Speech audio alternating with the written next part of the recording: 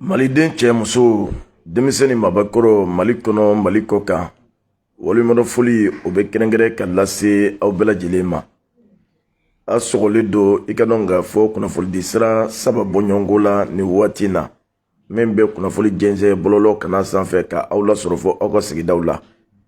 Media Presse Mali officiel, Cap Mali Plus, Aga TV. An filɛ nin ye ni waati in na segukaw fɛ yen k'an to Segu. Honorable Dr Aboubacar Sidiki Fɔnba n'o ka taama na a ka wulikajɔ n'a ka cɛsiri hukumu kɔnɔna na ka jamanadenw sɛgɛrɛ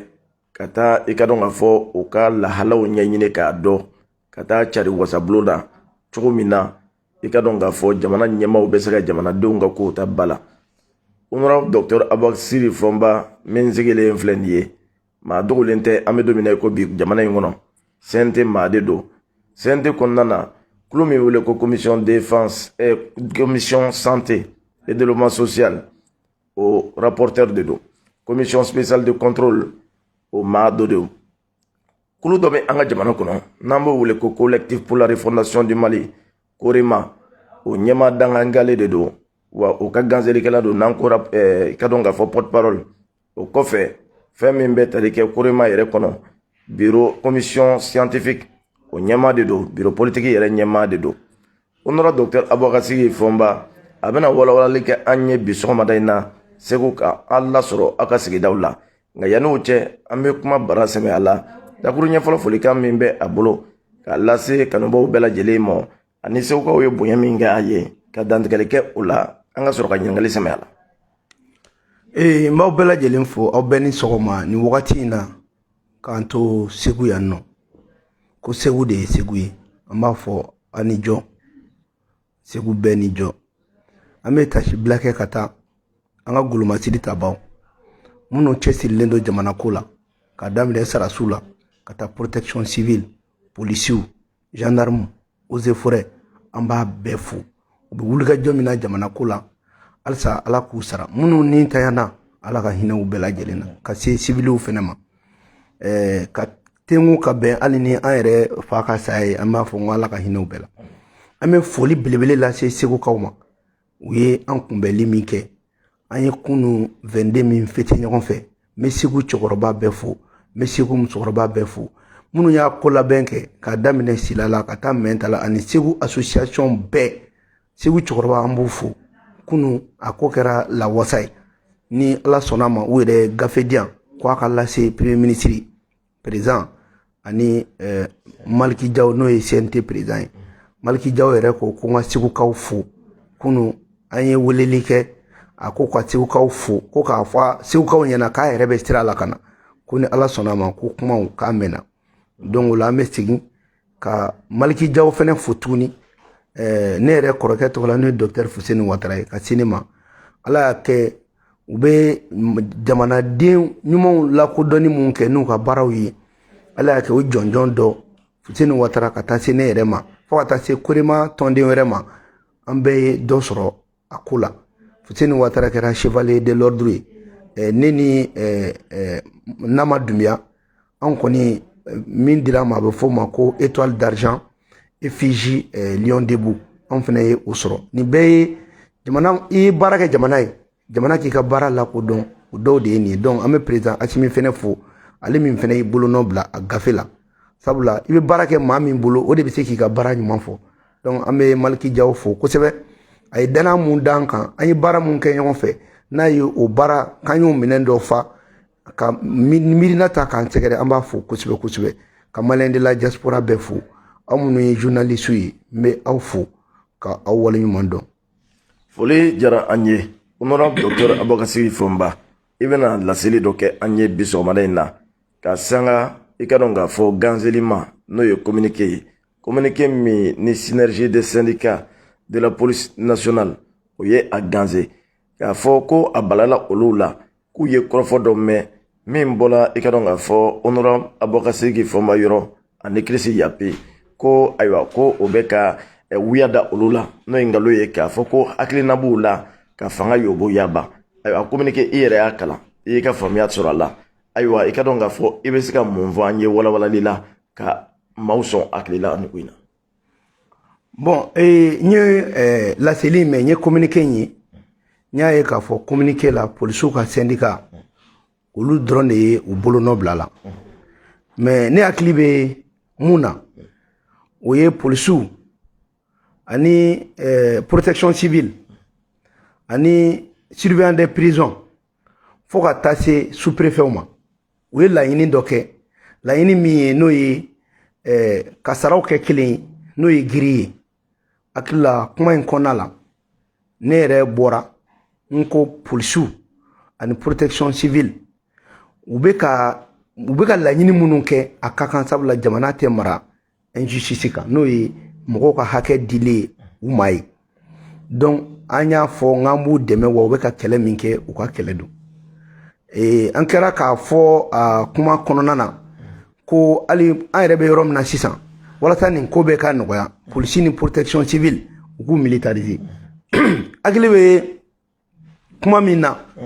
o ye ne ko u ma n ko polisiw u bɛ nin kɛlɛ mun na u k'u yɛrɛ kɔlɔsi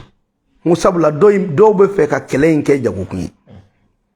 yɔrɔ o kɔni tɛ mɔgɔ tɛ se k'a fɔ la k'i bɛ ka jamana déstabiliser dɛ mais olu ka kuma na o y'a yira k'a fɔ ko honorable Foma ko k'u bɛ ka jamana déstabiliser min dabaliban kɛra na fɛnɛ u taara ko Chris Yapi fɛnɛ y'a fɔ bon ne t'a dɔn Chris Yapi ye min fɔ parce que Chris Yapi a n'a ka réseau don n t'a dɔn mɔgɔw b'a ka kuma mɛn cogo min n yɛrɛ b'a mɛn ten mais n bɛ fɛ an balima polisilakaw ka mun faamuya ni an b'o fɔ ɲɔgɔn ɲɛna ne ka bɔ k'a fɔ ko polisiw bɛ k'u ka hakɛ ɲini k'an k'u dɛmɛ u ka hakɛ la o tɛ polisi ladiya ye o t'u lagoya ye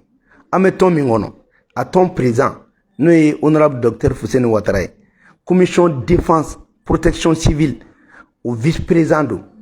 yala ni mɔgɔ ka kan ka polisiw yɛrɛ lakana est ce que o yɛrɛ man kan ka u lakana wa mais an bɛ fɛ ka min fɔ u ka mun faamuya bɛɛ lajɛlen an ka nɔgɔ bɔ ko la pewu polisiw ka syndicat u wulila ka laɲini minnu kɛ ni ne Foma ye n da don a la ne ye n da don ko de la sabula wasaden ale de bɛ yen ka mɔgɔw ka hakɛ kɛlɛ kɛ k'a d'u ma an yɛrɛ sumayalen k'a sɔrɔ an ma kuma polisi dɔw yɛrɛ ko k'an ka nin ko bɛ yen k'aw ma kuma an ko awɔ an bɛna kuma an bɛ fɛ polisi syndicat k'a faamuya ko jamana kɔnɔ wasaden jɔyɔrɔ ye de n'i tɔɲɔna k'i ka hakɛ ɲini ka d'i ma wa o hakɛ fɛnɛ u bɛ ɲini ka di i ma o hakɛ baara o fɛnɛ bɛ kɛ olu bɛ ka loi min kɛlɛ kɛ bi ko ka bɛɛ kɛ kelen anw de y'a voté ne Foma y'a voté loi in bɛ voté don min ne de ko a bɛ se ka taa ɲininkali kɛ CNT kɔnɔ n ko an tɛna jɛn n'a ye bilen polisi ale bɛ zon minnu minɛ ni ko y'a sɔrɔ ka tila ka taa ni o zon kelen bila kaso kɔnɔ n k'a ka dabila ne de kelen y'a fɔ CNT fɛnɛ kɔnɔ n ko an bɛ mun man ɲi polisiw bɛ baara fila kɛ u bɛ polisi judiciaire kɛ u bɛ polisi administrative kɛ mais pourtant polisi judiciaire wari kan ka d'u ma mais u b'u ka wari bɛɛ bɔ u kun k'a baara kɛ est ce que polisiw ka syndicat delila k'a fɔ ko Foma k'i ni ce k'i y'o kuma fɔ an t'a ɲini u fɛ yɛrɛ u ka bɔ k'a fɔ k'an ni ce mais mɔgɔ min bɛ i ka baara ɲuman fɔ n'i ma se k'o bɔ k'o tanu n'i nana u ka baara k'o sanga ko ka polisiw bila ko ka jamana déstabiliser an bɛ se k'o fɔ cogo di ni ne b'a fɔ ko polisiw bɛ jamana déstabiliser est ce que ne b'a fɔ n ko attaque o attaque kɛra Mali kɔnɔ polisiw y'a ji bɛɛ bɔ ka tila k'a mɔgɔw minɛ ka taa mais syndicat ma félicitation fo la mais an bɛ fɛ ka min fɔ syndicat ye jamana in ko de don Mali kura tɛ taa min kɔ ni mun ka ɲi an b'o fɔ ni mun man ɲi an b'o fɔ a fɔli ye a fɔbaga de fɛnɛ ye anw ye mɔgɔ tɛ se ka fɔ ka tɛmɛ wasaden kan dɛ i ye sariya mun ta i b'o sariya ɲini o de la hali ni n'u ka syndicat dɔ kuma na u ko CNT ye recommandation min ta n ko CNT ye recommandation min ta CNT bureau Maliki Jaw a ye indication di an ye recommandation fɛn fɛn kɛ an ye loi fɛn fɛn ta ko k'a bɛɛ don ba la o yɛrɛ bɛ olu ka problème dɔ ɲɛnabɔ fɛnɛ mais kuma in kun tɛ déstabilisation ye kuma dɔ de fɔra ko in na mun ma diya dɔw ye o don an bɛ o fɔ hali sini parce que laseli in senfɛ an y'a yira k'a fɔ carte d'identité ko jamanaden dɔw bɛ ka tɔɲɔ carte d'identité bɛ ka feere dɔw ma 3000 carte d'identité bɛ ka feere dɔw ma 2000 an ko minnu b'o o la u cɛla u k'a dabila sabula a ma ɲi politique ka image ma wa an m'o ta dɔwɛrɛ la dɛ an taara ministre fɛ yen an n'a kumana a jateminɛ kɛra k'a fɔ carte d'identité minnu bɛ di dɔw bɛ carte d'identité minɛ u bolokɔrɔ ka tila k'a fɔ ko carte d'identité dɛsɛra ka sɔrɔ a ma dɛsɛ an ko k'o de dabila n'aw ka hakɛ bɛ ɲini ni jamanaden fana bɛ tɔɲɔ ko min na an b'o kuma fɔ dɛ o bɛ fɔ bi o bɛ fɔ sini n'an ko Mali kura a ti ɲa min kɔ i ka hakɛ bɛ d'i ma mais ni dɔ b'i cɛ la minnu fana bɛ ka ko dɔ kɛ olu fana jogo bɛ fɔ dɛ ala anw yɛrɛ minnu bɛ CNT la n'an ye jogo dɔ kɛ n'a ma ɲɛ a bɛ fɔ kɛ Mali ko tɛna kɛ k'a fɔ ko syndicat farala ɲɔgɔn kan ko ni kuma bilasirali min kan ka fɔ aw ɲɛna k'o tɛ fɔ an b'o fɔ dɛ an b'o fɔ hali sini polisiw bɛ ka baara kɛ polisiw ye baara caman kɛ polisi ɲuman ka ca an faw b'u la an baw b'u la an balimamuso ne yɛrɛ ba dɔ ye polisi e bɛ taa ka taa bila i yɛrɛ ba la hali n'a y'a sɔrɔ ne ba tɛ polisi t'an bɛɛ ba ye an bɛɛ fa tɛ yan u tɛ jamana de kama wa polisi tɛ mɔgɔ wɛrɛ ye koyi polisi ye anw de fila tɛ bamanan tɛ kɔrɔbɔrɔ tɛ polisi ye maliyɛn bɛɛ de ye wa maliyɛn bɛɛ b'i yɛrɛ ye polisi kɔnɔ sabula teni min b'u la jamana ka teni de don a kan ka bonya bɛɛ fɛ donc ni nin kuma modèle bɔra an bɛ bɔ ka kumaw la fɛtɛ parce que n'i ye nin mɛn réseau kan dɔrɔn i bɛna taa fɔ n b'a yɛrɛ ko polisiw bɛ fɛ ka jamana firi an m'o fɔ dɛ n y'a fɔ n ka kuma na n k'u ka kɛlɛ in ye kɛlɛ hɔrɔn kɛlɛ don wa an b'u dɛmɛ kɛlɛ la wa a man kan n'an ma ɲa k'an ye giri ta ka ban ko bɛɛ kan ka kɛ kelen ye wa hakɛ de don a kan ka d'u ma parce que anw de y'a loi ta est ce que e bɛ se ka loi ta mɔgɔ ka hakɛ olu ka wuli nin kɛlɛ la anw ma kuma est ce que an ye hɔrɔnya baara kɛ yan i bɛ ka kulu min dɛmɛ n'o kulu bɔra k'u ka hakɛ ɲini i fana b'u dɛmɛ k'u ka hakɛ de ɲini wa hali sini an b'a fɔ polisiw ka hakɛ a kan ka d'u ma giri kan ka kɛ kelen ye mais an ye min fɔ n'an b'o o fana laɲini kɛ an ka polisiw bɛ yɔrɔ min na professionnalisme b'u la u bɛ gawo u bɛ fan bɛɛ fɛ kɛlɛ bɛ ka kɛ yɔrɔ o yɔrɔ polisi bɛ fan bɛɛ n yɛrɛ ni syndicat dɔ ka kuma na ko hali ni polisi ni saya sɔrɔ kɛlɛkɛyɔrɔ la ko grade min bɛ di u ma u fana ko b'u bolo depuis 2018 n ko kuma in ɲana n ko mais ni o don sisan kɛlɛ tɔ bɛ yɔrɔ jumɛn u ni sarasiw bɛɛ ka kɛ kelen o la maliyɛn bɛɛ bɛnna mun kan assise nationale de refondation an bɛ segin a kan tuguni k'a ɲini Asimi fɛ k'a ɲini ministre fɛ polisiw k'u militariser protection civile u k'u militariser hali eaux et forêts u k'a bɛɛ militariser bɛɛ ka hakɛ ka kɛ kelen ye bɛɛ ka bila i ka jɔyɔrɔ dɔ kɔnɔ douane olu ka code nana ka ban o réforme nana alhamdulillah an bɛ ala fo an b'a barika da mais jamana ko min filɛ an b'an ta de kɛ bi dɛ Mali tɛ da bi ma koyi an bɛ nin kɛlɛ o kɛlɛ kɛ a bɛ fɔ ka bɛn sini de ma sarasiw bɛ kɛlɛ o kɛlɛ kɛ polisiw b'a kɛ sisan u bɛɛ bɛ ɲɔgɔn ka gawo u bɛɛ bɛ ɲɔgɔn ka yɔrɔ jugu bɛɛ la donc n'an ma olu dɛmɛ n'a ma ɲɛ u bɛ kɛlɛ kelen kɛ u bɛ fɛn caman kɛ an t'u bɛɛ bila kulu kelen kɔnɔ dɔw yɛrɛ ko n'o kɛra k'a bɛ kɛ cogo di n ko a kɛcogoya bɛ yen parce que bɛɛ n'i ka hakɛ ka kan ni sarasukɛ ni a fɔra ko n'a ye kolankolon kɛ yan'a ka minɛ ka taa bila zone kan n k'a bɛ taa kan 1 na fɔlɔ a bɛ protéger fo ka taa jugement kɛ an ko polisiw n'o fana ka kan mais pour que o ka kɛ u ka militariser hakɛw ka kɛ kelen ye u bɛ bila minɛ min kɔnɔ u ka bila o kelen kɔnɔ o de y'an ka laɲini ye jamanadenw ka laɲini don an y'o fɔ donc kuma in kun tɛ dɔwɛrɛ n bɛ fɛ k'a fɔ polisilakaw ɲɛna hali sini fɔ n b'a b'u dɛmɛ wa u bɛ baara min na u ka baara ka ɲi wa zon o zon ye attaque o attaque kɛ polisiw y'a ji bɛɛ bɔ surɔ an kɔrɔ attaque kɛra Fana sira kan ka bɔ Segu ka taga Bamakɔ Fana sira kan an yɛrɛ ka mɔgɔ dɔ tun b'a kari kɔnɔ a attaque kɛra mais attaque in kɛra u y'u to yen tuma min na mɔgɔw bɛ ka attaque kɛ ci bilara polisiw ma u tɛra kɛnɛ kan ye mais n bɛ layidu di aw ma ni ala sɔnna ma minnu ye nin attaque kɛ polisiw bɛ tɛgɛ da u la bon mɔgɔ minnu bɛ k'o kɛ i bɛ se ka taa fɔ olu ma cogo di k'u bɛ ka jamana déstabiliser i bɛ déstabilisation kɔrɔ de k'u bɛ jamana contre la polisiw ma deli ka kɛ jamana contre la o tɛ kɛ jamana contre la donc fo ka taa communiqué kɛ ko Chris Yapi y'a fɔ ne yɛrɛ tun t'a dɔn Chris Yapi ye min yɛrɛ fɔ n y'i ɲininkali n ko la Chris Yapi ye mun de fɔ a ko Chris Yapi ko u ye communiqué min kɛ ko Alassane Dramane y'a sɛbɛn ka d'u ma ni ne yɛrɛ kun y'o mɛn kɔrɔlen an bɛ se ka min fɔ o la an b'o jaabi fana di mais ne yɛrɛ m'o mɛn olu ka communiqué ne sen fɛ ne ɲɛ bɛ n tɔgɔ sɛbɛn ne na n ɲɛ bɛ Chris Yapi la Chris Yapi ne t'a dɔn mɔgɔ de don wa jɔn don mɔgɔ si t'a dɔn a kɔni bɛɛ b'a ka kumaw mɛn réseau sanfɛ bon ne t'a fɔ n ko polisiw u bɛ yuruguyurugu la ou bien k'u ni dɔ bɛ ka jɛ k'u bɛ ka jamana firi an m'o fɔ wa an tɛ n'o fɔ mais n ye kuma kelen min fɔ u k'u hakili to u yɛrɛ la n bɛ segin a kan ni nin kɛlɛ daminɛna dɔw b'a kɛ jagokun ye n y'o kuma de fɔ o kɔrɔ tɛ ko polisiw bɛ don ko wɛrɛ la dɛ non mɔgɔ kɔnɔ jamana ko la a bɛ ɲɔgɔn bilasira donc an bɛ segin a kan k'a f'u ɲɛna u ni anw de ye kelen ye an b'u dɛmɛ u ka baara la u bɛ faso jɔ de la Mali bɛ yɔrɔ min na Mali mago tɛ ko k'a fɔ k'i bɛ polisiw jalaki ka bɔ fɛn tɔw la peut-être comme ni polisi fɛnɛ militarisera a bɛ kɛ sababuya ye syndicat ko bɛ dabila polisi la a bɛ se ka kɛ o kuma fɛnɛ bɛ ka dɔw tɔrɔ mais a bɛɛ bɛ dabɔ polisiw yɛrɛ de ka hɛrɛ kama syndicat jɔyɔrɔ ye mun ye ko aw ka hɛrɛ aw ka baara a bɛ lafiyaw kɔnɔ cogo min k'o ɲini ka di aw ma syndicat ye tɔn ɲɛnama de ye o ani polisiw ka syndicat ye baara kɛ o an ye M5 kɛlɛ kɛ o jɛlen don donc hali sini an b'u dɛmɛ parce que malidenw de don wa u ni dɛmɛ fɛnɛ ka kan bɛɛ kan ka wuli k'u jɔ u ye bɛɛ kan k'u dɛmɛ mais ni min fɛnɛ bɛ yen don min na n'o tiɲɛ kan ka fɔ an b'o fɔ dɛ donc o kun ye nin parenthèse ye k'a f'u ɲɛna u ni fɔnba tɛ kɛlɛkɛɲɔgɔnma ye fɔnba ye wasaden de ye fɔnba tɛ kare kɔnɔ mɔgɔ ye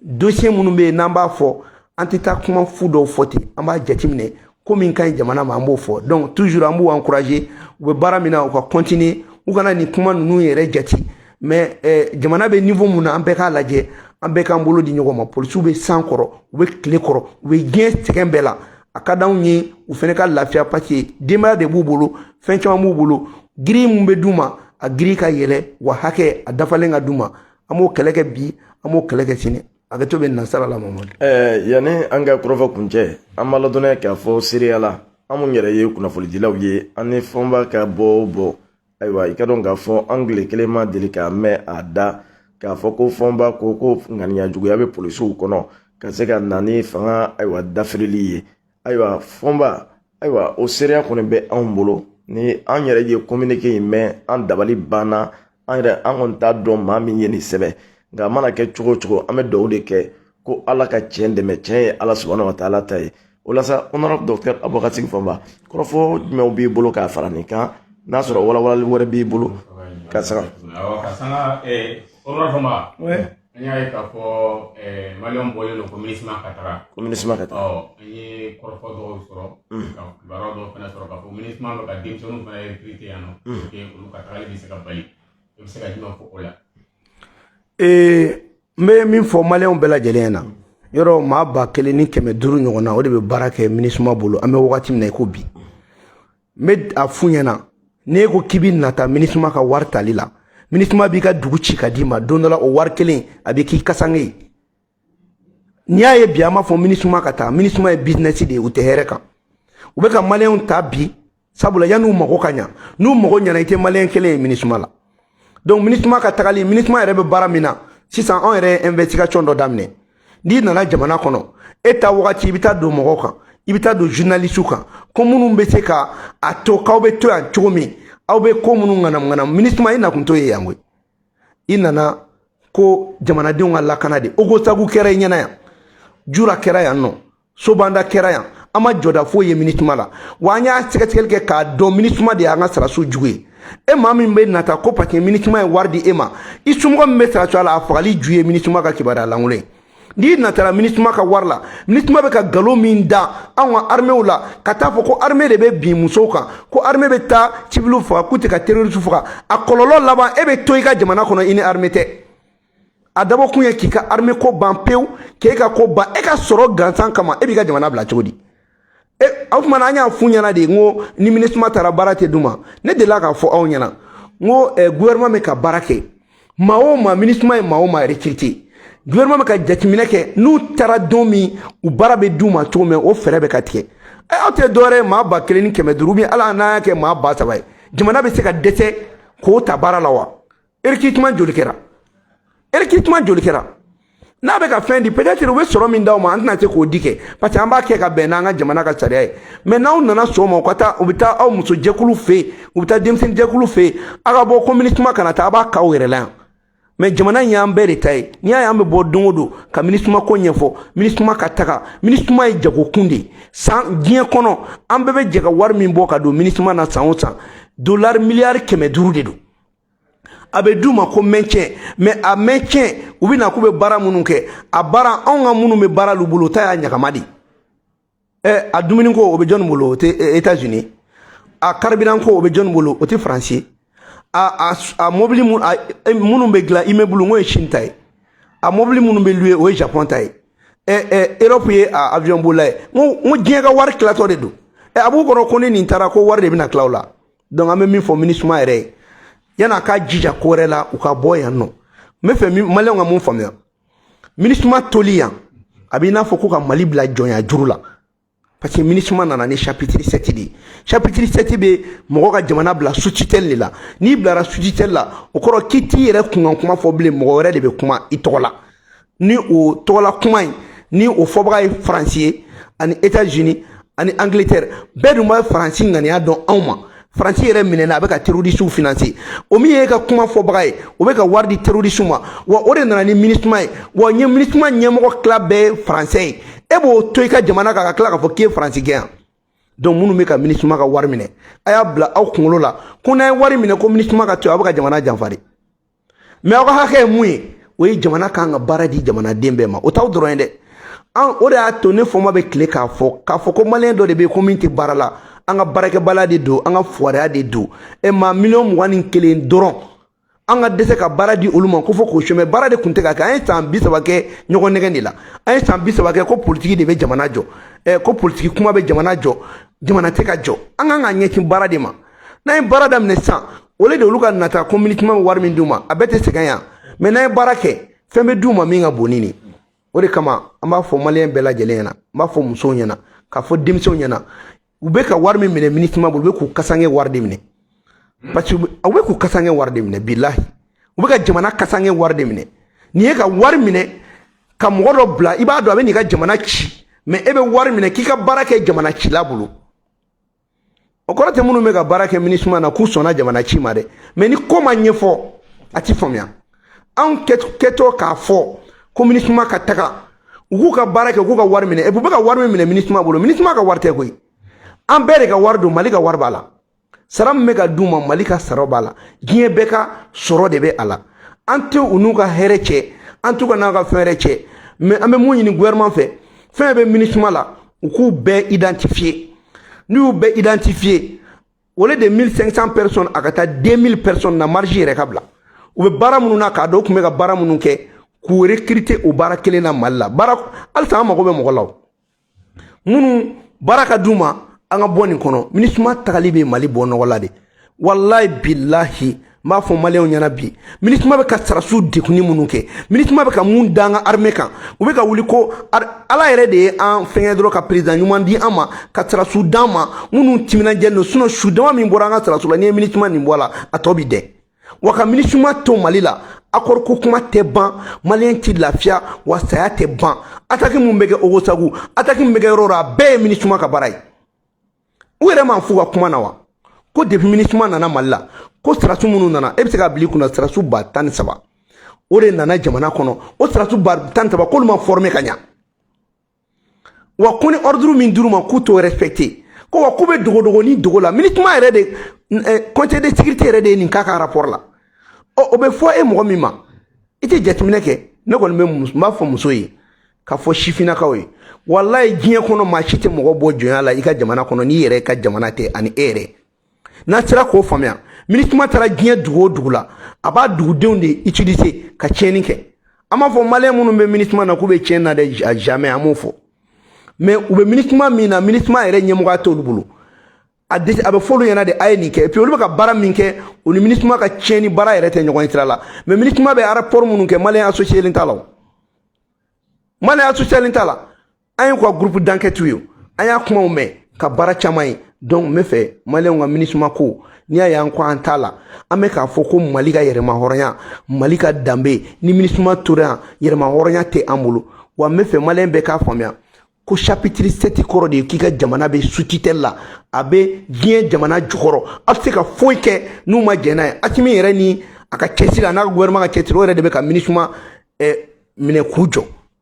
parce que iblara chapitre 7 koro o koro yoro do be ise ko ke ore kama anya fo kunu ngo on veut le retrait immédiat du Mali du chapitre 7 des Nations Unies. Mali ka bo chapitre 7 koro ana manquant kelembe Mali la o kele keleme Burkina o kele keleme Niger o kele keleme Nigeria muna Mali doro ne be bla chapitre 7 la Burkina te bla la Niger te bla la Nigeria te bla la muna pati mo ko ba nga dugu jogoro fe de la pati be business de la olu de nana kana an kodo nyogona olu de nana kana ni accord olu de nana ka accord ke accord international en violation des textes même de la charte des Nations Unies jamana ko kuma de do en malin dama ko kuma de do wa tant que bien MNLA be révolté tant que bien SEMA be révolté tant que bien Malien te ben parce que nous te ben kama ou mana ben kama o man focinya anye folo la kume foku kume jidi srasuma o banade o kunye wakati mi ni o fanga kunti jo ajoro la asimi nale ay foraji machine si mi no te srasu chifa srasu be yorobe srasu cantonné lente o le kunye armée re cantonné ala antika tarola ala ni asimi barka ani sen colonel ani malika armée be barka ani gouvernement be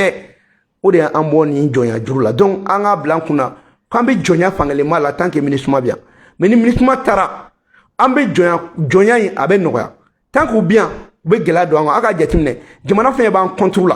abebe ministre ma kono abebe ministre ma kono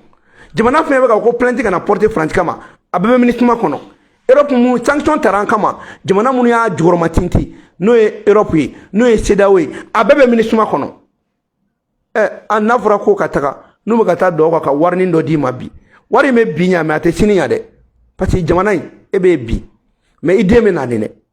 I modem fene be nali ne I bema fene be nali donc anga jatimne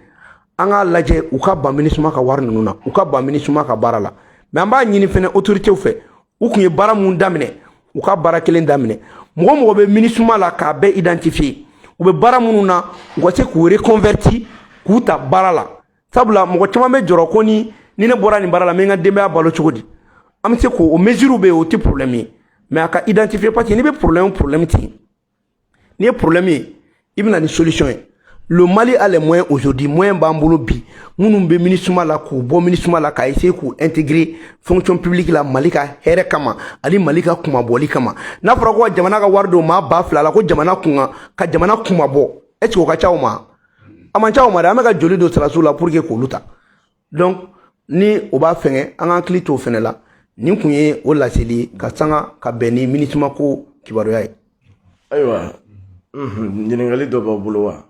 mun ba fa anda do conseil de sécurité la ci don fo kam la ci mun mala ka ke no wati la bon ambalo sisugo ka korofo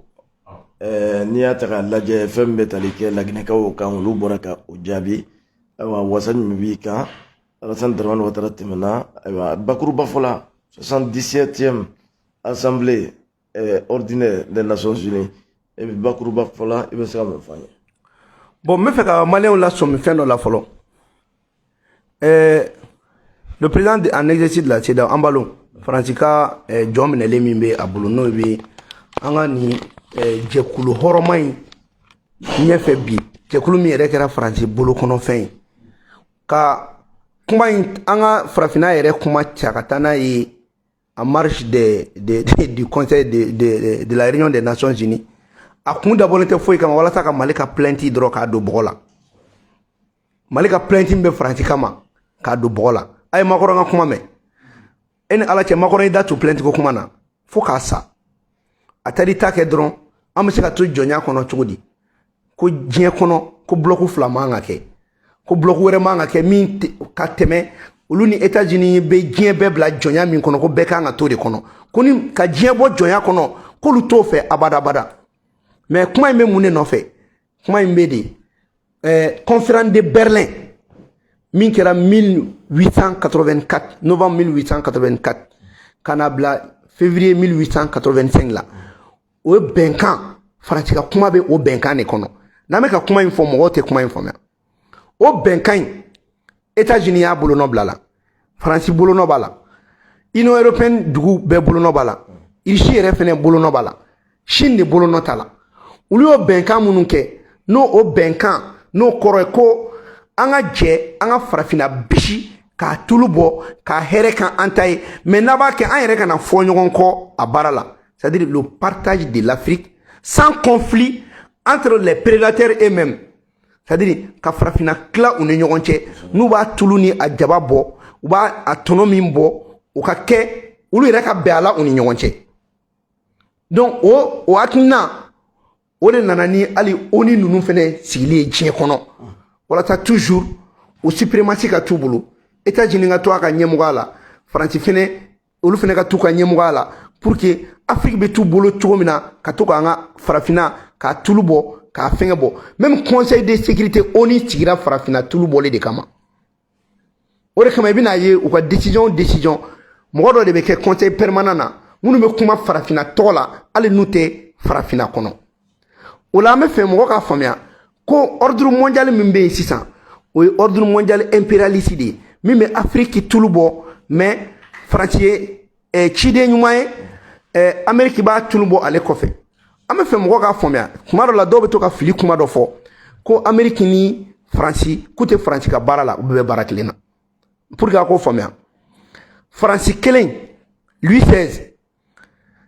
XVI min n'u y'a gɛn ka bɔ fanga la o Louis XVI a bɔra fanga la ni kuma jumɛn k'a ye nafolo ta k'a jɛnsɛn mais ka taa don États-Unis ka indépendance la donc États-Unis ka yɛrɛma hɔrɔnya wari bɔra Faransi de ka kɛsu kɔnɔ wa États-Unis kelen o de fɛnɛ kɛra ka na Faransi bɔ jɔnya la wa Faransi ma guerre gagné koyi Faransi kɔni kɛra conseil permanent ye dɔrɔn sabula a nana farafina ka farafina anw cɛ anw taara bɔ bolo la mais a ma guerre gagné donc musalaka de ye Faransi yɛrɛ kɛ conseil permanent ye sinon n'a ye critère ta foyi t'a to ko Faransi kan ka don a la n'a bɔra n ye États-Unis dɛmɛ k'a ka indépendance d'a ma wa n'a bɔra hali armée yɛrɛ fɛnɛ t'an bolo Union européenne ka armée ye États-Unis ka armée de ye o de nana ni OTAN ye donc n'a ye nin bɛɛ faamuya n bɛ fɛ a ka mun faamuya Alassane Dramane nana yɔrɔ a ye kuma mun fɔ ko calendrier électoral o de b'ale intéressé ale man ka calendrier électoral ko fɔ anw ɲɛna o ale man ka sariya ko kuma yɛrɛ fɔ e ye Côte d'Ivoire constitution violé yan k'a suɲɛ k'i yɛrɛ kɛ président ye diyagoya coup d'état constitutionnel i sigira i ɲininkara ko mun na k'i y'a kɛ i ko k'i y'a kɛ walasa Côte d'Ivoire ka lafiya bon calendrier ko kuma anw tɛ o lamɛn wa an tɛ taa o sira fɛ i b'a dɔn ko ninnu bɛɛ ye divertissement de ye anw mago bɛ calendrier min na o ye calendrier de reconstruction du Mali de ye calendrier min bɛ guerre ban Mali la calendrier min b'a to Mali bɔra yɔrɔ min an tɛ segin o yɔrɔ ma donc n'an bɔra yen an bɛ na u ye sommet mun kɛ yɔrɔ kumaw fɔra an m'a mɛn mais a ye journaliste dɔw ka laseli mɛn k'u bɛna sanction ta Laginɛ kama an bɛ Dunbiya fo fɔlɔ ka tila ka segin k'a fɔ Laginɛkaw ɲɛna u kana siran CEDEAO ka sanction foyi ɲɛ n'u ye sanction ta o kama Mali t'a appliquer Laginɛ min kɛ Mali ye Mali b'o kelen kɛ Laginɛ wa m'an ka opérateur économique wele a ye commencé a ka jamana bila jamana minnu bɛ se ka Mali sanction ta Mali kama a y'u to yen jamana minnu n'an ye kelen n'o ye Laginɛ a y'aw ɲɛsin yen ma parce que u bɛ ka Laginɛ bagabaga tout simplement parce que Laginɛ ka surun Mali la parce que Dunbiya y'a fɔ ko ale ye Mandenka de ye Sékou Touré panafricanisme kɛlɛ bila yɔrɔ min ale b'a ta ye wa ale ni Assimi ye kelen o de kama Dunbiya ka bɔli fɔlɔ kɛra Mali de la wa an bɛ Assimi fo a kɛra k'a décorer donc k'a fɔ Laginɛkaw ye u ka wuli u ka Dunbiya dɛmɛ Laginɛ mɔgɔ minnu banna n bɛ nin fɔ tubabukan na les Guinéens qui comprennent français nous les demandons de soutenir le président de la Guinée le colonel Mamadi Doumbia pour la libération totale et définitive de la Guinée et pour la fédération Mali-Guinée. Nous demandons leur soutien à ce grand patriote, à ce panafricaniste qui a suivi la trace de Sékou Touré, qui a même donné le nom de Lassana Conté à un de ses enfants, si j'ai bonne mémoire, ou bien si je ne me trompe pas. Donc je leur dis tout simplement que le nom du militaire, ça veut dire tout simplement un patriote qui est résolu pour mourir pour sa patrie. Donc les militaires, je ne dirais pas qu'ils sont plus patriotes que tout le monde, mais leur patriotisme quand même est à un niveau tel qu'ils acceptent de mourir pour sauver la patrie. Donc nous demandons à la Guinée tout entière d'être unis et solidaires derrière le colonel Mamadi Doumbia pour la libération de toute l'Afrique. Donc voilà, an b'a fɔ Guinéens ɲɛna nin ye bagabagalikan de ye wa Guinée jaabi mun di an balo ma an sɔnna ma. Mun ye an balo ka kuma ye ka tanga ka bɛn ni Mali ka Côte d'Ivoire ka mercenaire minnu minɛnen bɛ Mali la ko don n'a nata la ko Macky Sall bɛ na ko Faure Gnassingbé o bɛ na an bɛ fɛ Maliyɛn bɛɛ k'a faamuya n'i y'a ye an balo seginna Guterres ka kuma kan ko mercenaire tɛ n bɛ fɛ Maliyɛn bɛɛ k'a faamuya an kun tɛ fɛ ka min fɔ an bɛ na o de fɔ n y'a fɔ tɛmɛni les 49 mercenaires arrêtés ce ne sont pas seulement des mercenaires de la CEDEAO. C'est la force d'attente de la CEDEAO qui a été prise au Mali. C'est les mercenaires de la CEDEAO tout entière. Si les gens ont bonne mémoire, Ambalo avait annoncé la création d'une force spéciale pour empêcher les coups d'État. Et vous allez voir que ces 49 mercenaires ne sont pas seulement que de la Côte d'Ivoire, ils sont de partout. C'est des mercenaires fabriqués de la CEDEAO. Et c'est la raison pour laquelle ils sont en train de faire des propagandes et de dissimuler cette question. Et ils sont en complicité avec la MINUSMA, avec le Conseil de sécurité des Nations Unies. Cela a été prouvé quand Guterres, en tant que secrétaire général des Nations Unies, se permet de faire le trafic d'influence à la Cour internationale de justice, qui est seule habilitée à gérer les différends entre les pays. Et en même temps, il se permet de qualifier l'arrestation de ces militaires. Donc, la mafia bonana. Côte d'Ivoire kan maa minnu minɛlen don an bɛ fɛ Ivoirien ka faamuya tiɲɛ don Ivoirien ka maa damadɔ b'a la mais CEDEAO kun ye a ka maa minnu labɛn walasa ka Mali ko ban pewu ka coup d'état kɛ Assimi na ka Mali kɛ sigi tabara kɔnɔ fo n y'a fɔ depuis kuma jan n ko ni embargo n'u y'a wuli u b'a essayer ka Mali firi de o de kun bolo dalen filɛ donc ninnu minnu minɛlen filɛ autorité kana ninnu bila kuma tɛ ninnu bila CEDEAO ka force en attente ko ko cɛden minnu b'u bolo olu le minɛlen filɛ nin 30 forces spéciales ivoiriens dɔrɔn tɛ dɛ donc o la an b'a ɲini ni jugement u k'a bɔ civil bolo u ka taa di militaire ma u ka mercenaires bɛɛ ɲininka ka bɛɛ bɔyɔrɔ ɲini munna ninnu natɔ u y'u ka carte dogo ils ont dissimulé leur identité u y'u yɛrɛbakun dogo ka papier kura dilan u yɛrɛ la ka bɔyɔrɔ kura dilan u la dɔw yɛrɛ bɛ hali ivoiriens ta in na tɔgɔ min b'a la o t'a tɔgɔ yɛrɛ yɛrɛ ye a tɔgɔ yɛrɛ yɛrɛ dɔnnen fɛnɛ don donc u ka bɔ justice civile la u ka taa n'a ye militairement parce que militaires de do force spéciale de do a jugement ka kɛ u k'a bɛɛ ɲininka kelen kelen i bɔra dugu jumɛn na i bɛ sara joli joli bɛ k'i sara a wari bɛ bɔ min fo k'a bɛɛ dɔn kelen kelen n'a ye kulonkɛra nin ko in na parce que CEDEAO b'a dɔn ko mɔgɔ t'a bolo Mali de kun ye CEDEAO ka cɛden ɲɛnamaw ye ni kɛlɛ fɔra k'u bɛ taga kɛlɛ kɛ n'a bɛ fɔ o ma ko ECOMOG Mali de kun bɛ o baara ninnu kɛ Mali cɛdenw de kun y'a cɛfarinbaw ye n'aw nana nin labɛn donc u kana ivoiriens tɛ dɛ n'i y'a ye wulikajɔ bɛ ka caya parce que ivoiriens dɔrɔn tɛ donc an kana kulonkɛ nin ko in na n b'a fɔ Assimi ɲɛna a ka nin ko in sen Mali ka lawasa sɔrɔtɔ de filɛ nin ye ka taa ni CEDEAO yɛrɛ ye tribunal la pour que a ɲɛmɔgɔ bɛɛ k'u bɛɛ bila tribunal ka bolo kan a bɛ sɔrɔ ni mercenaire kɔfɛ parce que président n'i yera nin na an bɛ plainte dɔ i kama à la CPI pour génocide au Mali pour tentative de génocide au Mali et pour tentative de déstabilisation au Mali. Donc, à quoi qu'à a kana blati. Ne a fo depuis nous mineli ngo Mali ka yɛrɛma hɔrɔnya bɛ sɔrɔ nin ko in fɛ. An kana an bolo bɔ mercenaire ninnu kan. Deli t'a la, fosi tɛ a la. Donc, k'a fɔ autorité ɲɛna u ka jugement teliya u ka ninnu sere u bɔra yɔrɔ min na a ka dɔn. N bɛ segin a kan. C'est la force d'attente de la CEDEAO qui a été arrêtée au Mali. Olu de minɛlen filɛ nin. Ivoiriens tɛ dɛ mɔgɔ bɛ k'a bila Ivoirien ko kɔnɔ Ivoirien ko tɛ o de la Alassane ko dɔrɔn ko a seginna kɔ ka na kɛ i n'a fɔ ko k'u taara otage la o otage Guterres taara o confirmer ko mercenaires tɛ donc ni mercenaires tɛ o kɔrɔ mun ye k'u taara otage la donc n'u taara otage la mun de bɛ kɛ sisan doctrine R2P la théorie de la responsabilité pour protéger donc u taara otage la donc an b'u bɔ a bolo diyagoya u bɔtɔ an bolo diyagoya mun bɛ yen u bɛ Mali attaquer pour que ka Assimi ninnu colonel minnu bɛ yen n'olu bɛ k'u tɔɔrɔ k'u bɛna dankari k'u la mais u bɛ dankari k'an bɛɛ la ɲɔgɔn fɛ donc kuma in ye nin de ye n bɛ fɛ maliyɛn bɛɛ de ka nin faamuya Guterres m'a fɔ a kun fɛ ko mercenaire tɛ wa Alassane Dramane ka communiqué fɔlɔ min kɛra ko Mali y'u ta otage la a ma kɛ kun fɛ a dabɔra a kama pour que n'a kuma taara Nations Unies na Guterres ka kuma o de la an balo seginna Guterres ka kuma kan ko mercenaire tɛ an balo e ye jɔn ye k'e bɛ mercenaire qualifié mercenaire mɔgɔ min ye mercenaire ye a dɔnnen don o de kama Union africaine ɲɛmɔgɔ ye Macky Sall min ye a ma kuma sinon Union africaine ka sariya sen dɔ bɛ yen o fana ko mercenaire ma daga normalement Macky Sall kun kan ka o de article ta ka jalaki bɔ k'a bin ko mercenaire ma daga farafinna kɔnɔ mais o ma kuma ninnu si ma kuma parce que u bɛɛ kun bɛnna ka sanction min ta Mali kama ne y'a fɔ an ɲɛna n ko embargo wulitɔ ye min ye n bɛ ka wuli ka coup d'état dɔ de labɛn u bɛ fɛ ka Mali déstabiliser o de ye nin mercenaire ninnu ye donc mercenaires dɔw bi mercenaires dɔ sini wa hali an kana fɔ ko mercenaires ivoiriens an ka fɔ les mercenaires de la CEDEAO CEDEAO ka Wagner de ye nin ça c'est les Wagner de la CEDEAO u kun bɛ ka galon min tigɛ ko Wagner bɛ Mali la olu de ka Wagner ye nin ne t'a fɔ ko Wagner yɛrɛ o tɛ Alassane Dramane ya mais ni CEDEAO ka Wagner de dilannen CEDEAO ka mercenaires de nana olu de minɛna n'o tɛ u ka wulikajɔ kun ye mun ye n'o tɛ an k'a ko bila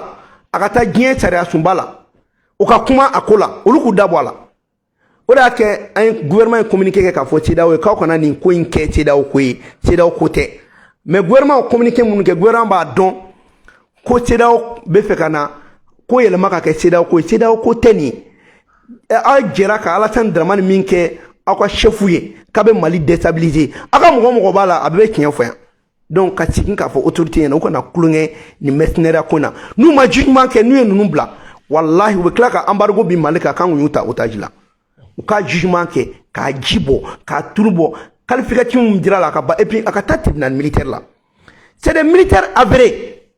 marifa de yera u ma o jugement tɛ to justice civile bolo bilen ni militaire ye militaire ko kɛ a bɛ taa tribunal militaire de la armement mun b'u bolo c'est les militaires qui sont habilités k'a fɔ ni armement modèle bɛ nin tiɲɛni de kɛ a bɛ nin tiɲɛni kɛ a bɛ nin tiɲɛni kɛ k'a qualifier o la ni nin armement modèle bɛ nin bolo a bɛ se ka nin tiɲɛni kɛ ka taa nin distance la ɔ n'aw kun donna n'aw ma ye aw bɛ tiɲɛni kɛ ka taa se jumɛn na MINUSMA yɛrɛ ma communiqué kɛ yan ko nin armement modèle tɛ ye olu bolo ɔ o yera ninnu bolo donc a kun dabɔra mun kama donc an ti jɛ n'a ye président foyi kana na Mali la bilen ko kuma an tɛ négociation na dɛ. ok an y'a mɛn bɔlɔlɔsiraw caman sanfɛ k'a fɔ ko Mamadi Doumbouya ka bɔli yan nɔ k'o bɛ sɔn ka nɔgɔya kɛ ni sɔrɔdasi ninnu minɛli u ka libération k'a bɛna dans les jours à venir la. non Mamadi Doumbouya mana nin kuma na u kana na taa Mamadi Doumbouya tɔgɔ tiɲɛ foyi la ni Mamadi Doumbouya bɛ kuma nin na a bɛ kuma dɔ de fɔ ani Assimi cɛ teriya la dɔrɔn faamuyali sira fɛ au contraire olu bɛ k'a fɔ cogo min na o tɛ tiɲɛ i bɛ nin bɛɛ kun dɔn u bɛ n'a fɔ ko ja Mamadi Doumbouya yɛrɛ fana nana Mali de di bolo la tiɲɛ tɛ kana kala turu ka bɛn a kuma na Mamadi Doumbouya nana balimaya de la Mamadi Doumbouya nana ka bɛn anw ka indépendance de ma Mamadi Doumbouya kuma min na bɛɛ ye embargo ta anw kama Mamadi Doumbouya y'a ka yɔrɔ dayɛlɛ anw ye n'o n'anw bɛ kuma o ye badenya kuma ye wala an bɛ Mamadi ka kuma mɛn ka tɛmɛ olu ta kan parce que o y'anw baden ye o kɛra anw fɛ k'anw to gɛlɛya kɔnɔ mais aw kana aw banba nin kuma ninnu kan dɛ i b'a dɔn ko tubabuw ka kegunna ye kuma o kuma bɛ se ka fiɲɛ dɔ bɔ dɔ la ka mangoya dɔ se dɔ ma u b'o kuma ta k'o don ba la an ye Mamadi Doumbouya a nana mun na a ma bɔ fɔlɔ a nana Mali ka indépendance la a nana a balimakɛ fɛ yen i n'a fɔ Korema b'a fɔ cogo min na Fakoli Doumbouya nana Sunjata Keyita fɛ yen Manden de ka na jara donc la Guinée ni Mali Manden de ye anw ka jamanaw ye u kana na u bɛ nin kumaw bɛɛ kɛ kuma i b'a dɔn tubabuw ka kegu u bɛ hali ni e teri ye ne ye dɔrɔn u bɛ sin ka a fɔ ko ne jugu dɔ u b'a fɔ k'e n'o bɛ jɛ la donc n'o fɔra ne fana bɛ sin ka relation raccourci kɛ n'i b'a sɔrɔ e bɛ ne contre la a mana kɛ cogo cogo la Guinée y'a dama jamana ye Mali y'a dama jamana ye la Guinée tɛna Mali kuma bɔ Mali de b'a ka jamana kuma bɔ mais la Guinée ni Mali ka jɛ bɛɛ de bɛ tɔnɔ dɔ sɔrɔ a la la Guinée a ka port dilan k'a fɛrɛ hali ka siyɔrɔ bila Mali opérateur économique kama u ka port da la yen baara bɛɛ bɛ ka kɛ ka tila ka exiger à peu près 80 km de goudron ou bien fɛngɛ k'a dilan maliyɛnw ka tagali kama ka Mali douane héberger ka ɲa Mamadi Konate colonel Mamadi Konate gendarme anw yɛrɛ n'a ye ɲɔgɔn ye a ko Mamadi kuma a kana gɛlɛya foyi ta ka maliyɛnw sɛgɛrɛ donc Mamadi da tɛ don kuma na kuma min bɛ Mali sɛgɛrɛ Mamadi de da ko k'a ka sarasiw k'u pɛrɛ u ka Mali dɛmɛ ni ko min bɛ bɔ a la u ka ye Mali kɛrɛfɛ o tɛna ye fɛngɛ la dɛ donc parce que n'an ma kumaw fɔ a bɛna u b'o kuma fɛnɛ ta k'o ɲagami anw bɛ min dɔn Mamadi la a taara bɛnbaw ka sira fɛ a taara Segu Ture ka sira fɛ a y'a dɔn ko Mali ye Manden dɔ ye wa a bɛ ka baara kɛ ni u ye an kana sɔn u k'an bila ɲɔgɔn na o de kama an ko k'an ka laɲini yɛrɛ ye mun ye Mali ni La Guinée an ka fédération dɔ créer ka constitution yɛrɛ sɛbɛn a la a ka kuma an ka jamanaw kan ka jamana ninnu bɛɛ kɛ kelen ye ka jamana ninnu ka baara bɛɛ kɛ kelen ye parce que diɲɛ bɛ ka se yɔrɔ min a b'a to an bɛɛ b'an fanga di ɲɔgɔn ma ni dɔ bɛ ka dɔ kɛlɛ dɔ b'o dɛmɛ donc o yɔrɔ la n b'o o jaabi k'o ye quoi. ok an ka premier ministre par intérim ale kɔni a sera États-Unis nin waati la an bɛ se k'an sigi k'a fɔ ko don n'a natɔ la i n'a fɔ an ka premier ministre Sokɛli Kokala Mayiga ale bɔra ka wale minnu kɛ o ɲɔgɔn ye kelen na ko nin bɛna se k'a jɔyɔrɔ fa wa. premier ministre par intérim a ma taa Sokɛli jɔyɔrɔ fali kama mais a taara ka tɛmɛ Sokɛli jɔyɔrɔ de kan. Sokɛli taara wagati min Sokɛli ye politique mɔgɔ ye a bɛ politique kuma fɔ mais nin taara kun min na plainte dɔ de donna Faransi kama plainte in kɔnɔna dɔnnen don Mali bɛ cogo min na a b'o dɔn et puis golomasiri tabaga dɔ don n'ale bɛ kuma ale bɛ kuma de pour que diɲɛ k'a faamuya golomasiri ko ta fan fɛ a bɛ tama argument de di c'est-à-dire nkoloma kuma koloma a b'o de walaka diɲɛ bɛɛ ɲɛna walasa Français sigilen bɛ to yɔrɔ yɔrɔ dɔw bɛ tila kuma dɔw bɛ bo kɛ u sigiyɔrɔ la a b'a fɔ de fo diɲɛ bɛɛ bɛ tigɛ u la a bɛ makɔrɔn kɔnɔ k'a nana ka communication bɛɛ kɛ k'a ma kuma Mali ka plainte kan k'anw fana bɛna an da de Mali ka plainte kan ayi a takun de ye ka plainte in ɲɛfɔ Faransi bɛ janfa min na k'a ɲɛfɔ Mali bɛ kunkilenna min na k'o ɲɛfɔ diɲɛmɔgɔ ɲɛna k'a yira diɲɛmɔgɔ ɲɛna ko Mali fana ye an ka mɔgɔ dɔ de ye communication in bɛ taa o de sira fɛ n bɛna min fɔ an n'a ka min faamuya Maliyɛnw bɛ baga Choguel ma hali Abilaye a bɛ taa kuma min fɔ Asimi de b'a ci Choguel ye kuma min fɔ u bagara Choguel ma k'a dɔgɔya k'a taara sagona kuma fɔ ayi président y'a ci min na a taara ci de lase wa premier ministre par intérim a bɛ ka taa Mali ka ci de lase ci in cibaga ye jɔn ye o ye président Asimi de ye o de la n b'a fɔ a kɛra Mali ye a kɛra Guinée ye u si kana fɔ bilen ko président de transition bɛɛ k'a fɔ ko président de Guinée président du Mali Doumbouya ye président de Guinée de Asimi ye Mali président de De Gaulle ye président kɛ Faransi kalo 14 san 14 a ma fɔ ma ko transition bon an tɛ transition fɔ an ka mɔgɔw ma an filila depuis a daminɛ sinon an b'a fɔ de ko président du Mali n'an bɛ délai min fɔ an b'o fɔ wa an ka président de don an tɛ transition foyi d'a kan parce que o kɔrɔ ye ko camancɛ fɔ an ka président n'an tora o camancɛ ko in na camancɛ bɛ jamana la ni jamana kɔni bɛ mara a bɛ mara de bon y'a ye ni nin kun fɔra Maliyɛnw ɲɛna bamanankan na an kun tɛ sɔn ko u b'o camancɛ ko dilan n'u yɛrɛ ye ka tila k'a kɛ i b'a fɔ ko camancɛ ko wagati b'a la ka tila k'a kɛ i n'a fɔ ko camancɛ man ka tɛmɛ baara dɔ kan ka tila k'a fɔ ko camancɛ tɛ baara dɔ kɛ k'o bɛɛ don an kunkolo ma transition tɛ nin kɛ dɛ fanga min bɛ sigi ka ɲɛ o de bɛ nin kɛ fanga min bɛ ka sigi ka ɲɛ o bɛ ka jamana firi an bɛ ka na camancɛ fanga la o bɛ ka jamana jɔ a différence ye jumɛn donc tout simplement an bɛ kuma min fɔ Abilaye Tara a bɛna taa kuma Mali kan a bɛna taa an ka le lion du Sahel n'o ye Asimi Goïta ye a bɛna to ka kuma de fɔ Simbo Aïcha Kone ka Simbo Afrique Simbo a bɛna to ka ci de fɔ an bɛ segin ka Aïcha Kone fo ka segin k'a fɔ Ivoiriyɛnw ɲɛna n'aw ye Aïcha Kone neni k'a ye Asimi fasa da anw ka Salifou Keita anw ka le grand star du Mali n'o ye Alassane Ouattara fasa da fan yɛrɛ bɛɛ ko ko fasa in jara a ma Sékou Touré fasa da wa bɛɛ m'o ye ni Aïcha Kone ye farafin den ɲuman dɔ fasa da o digira aw la aw y'o nɛnɛ a y'aw miiri ko kunun ko dɔ kɛra min t'ale ta ye wa a ma dabɔ Alassane kama mais a ye fasoden ɲuman a y'a ye k'a fɔ Asimi kɛra maa ye a n'a ka jɛkulu a n'a ka colonɛliw ani Mali gouvernement bɛɛ u bɛ ka farafinna de lawuli ka bɔ sunɔgɔ la n'i y'a mɛn dutigi de don n'i y'a mɛn jamanatigi de don Mali kun ma jamanatigi sɔrɔ ka se nin hakɛya la fɔlɔ min b'i ɲɛsin Mali bɔli nɔgɔ la ani farafinna bɔli nɔgɔ la voilà. an bɛ honorable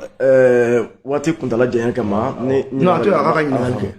Honorable an y'a ye Mali fanga o bɔra ka jɔnjɔn ta ka ɲɛsin maa dɔw ma yalima folikan jumɛn b'i bolo ka ɲɛsin fanga tigilamɔgɔ ma a dira maa mun fana ma. non i b'a dɔn ni jɔnjɔn hali ni Asimi ma jɔnjɔn d'i ma Mali ka ni yɛrɛma hɔrɔnya ye n'u y'i wele k'a fɔ ko karisa i ni ce o ye fɛnba ye jɔnjɔn dɔgɔya tɛ yen grand chevalier dira chevalier de l'ordre dira n yɛrɛ kɔrɔkɛ Fuseni Ouattara o b'o la étoile d'argent avec effigie lion debout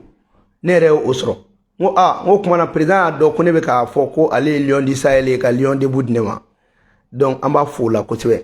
ani a y'a di mɔgɔ caman ma ninnu min filɛ i b'a dɔn ko Mali kɔnɔ bi ni Asimi ye papier kɔni signé k'a ye médaille di e ma c'est avec une grande fierté Asimi ka étoile d'argent avec effigie lion debout ne bolo c'est comme médaille min bɛ médaille bɛɛ sanfɛ o de dir'i ma a dira fɛn fɛn ma a dugumata fara sanfɛla kan a dir'i ma kuma min na Mali b'a ka yɛrɛma hɔrɔnya la a kɔni a diyara ne ye n bɛ Maliki Jaw fo sabula ale de dara an na k'a fɔ k'a ye médaille min da mun dira anw ma étoile d'argent effigie lion debout i b'a kɔrɔ dɔn o bɛ di maa ma n'i ka cɛsiri ye politique sira fɛ n'i ka cɛsiri ye hakilina kɔrɔyali fɛ n'i ka cɛsiri ye jamana jɔli la sɔrɔ sira fɛ n'i ka cɛsiri ye militaire sira fɛ n'i ka cɛsiri ye seko ni dɔnko sira fɛ o cɛsiri min ni e b'o kɛ o kɛrɛnkɛrɛnnenya